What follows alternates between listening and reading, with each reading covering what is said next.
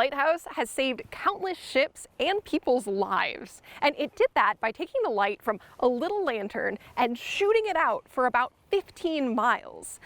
But how did it do that? Hey, I'm Alexis. I'm visiting the Marquette Harbor Lighthouse to learn more about how lighthouses on Lake Superior work. And what I've been learning is so cool, I wanted to bring you along. We'll head inside the lighthouse in a minute. But first, I want you to imagine something. Imagine you're on a big boat somewhere in Lake Superior and you're sailing in the middle of the night. Everywhere you look, all you can see is dark water. Even the land in the distance is too dark to see clearly. Even if you had a great map, it would be hard to know exactly where in the lake you were on a night like this, especially if you were a sailor in the past who didn't have a GPS device, a smartphone, or a computer to help them out. So how could sailors tell where they were? Well, that's where lighthouses like this come in. Lighthouses are built all along the coast on big bodies of water, like Lake Superior. They have a tall tower, like this one, and inside that tower is a light. The light is so bright that sailors can see it from far away, and it tells them where the land is or where dangerous obstacles are, like a really shallow area of water that they should avoid. At night or when it's stormy, many lighthouses flash their light at a different speed and in a different pattern. So the captains on these ships would see a flashing lighthouse in the distance and be able to figure out exactly where they were. Lighthouses were especially important in the days before computers, but sailors still look for them today. This lighthouse is in Marquette, Michigan, in the Upper Peninsula, and it's called the Marquette Harbor Lighthouse because it's on the harbor where ships come in to visit Marquette. The lighthouse was first built way back in 1866 to guide boats into Marquette Harbor, and it's still doing that today. When it's dark or stormy, a light up in that tower flashes every 10.5 seconds. No other lighthouse nearby flashes its light in that pattern, so this signal tells sailors they're near Marquette Harbor. Today, the lighthouse is the oldest major building in Marquette, and there's no other lighthouse on the Great Lakes exactly like it. So, you want to head inside? Let's do it.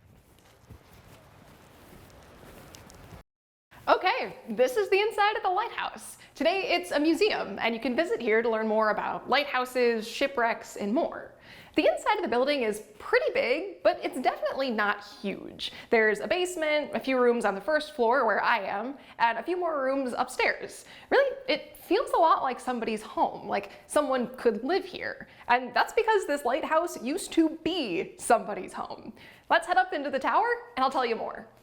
Okay. So this is the light that powers the lighthouse. Today it's an automatic light and it runs on electricity. When it gets dark, a light bulb inside this lens lights up and this plastic cap spins to make it look like the light is flashing on and off. For the most part, this light takes care of itself. You can turn it on at night and then go to bed and not really have to worry about it. But that hasn't always been true. Many lighthouses used to use oil lanterns, which needed to be kept full of oil. So for more than 100 years, people were hired to live at the Marquette Harbor Lighthouse. It was their job to do everything from keeping the building clean and painting it the right color to taking care of the light so that sailors could see it from miles away. These people were called lighthouse keepers, and they often brought their families to live with them at the lighthouse while they were working. Being a lighthouse keeper could be a tough job. There was always work to do in the spring, summer, and fall when ships were traveling around the lake. And then in the winter, well, winters on Lake Superior can get pretty snowy and windy, so things got boring around here fast.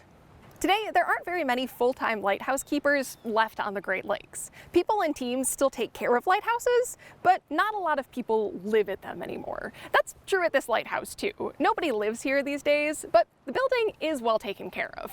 Today, lighthouses help ships stay safe on Lake Superior, on the Great Lakes, and on seas and oceans around the world. And I loved getting the chance to learn more about how they worked and what it was like to take care of one. Thanks for joining me on this trip to the Marquette Harbor Lighthouse. I'm glad you came. This program was made possible by a grant from CTN, the Community Telecommunications Network.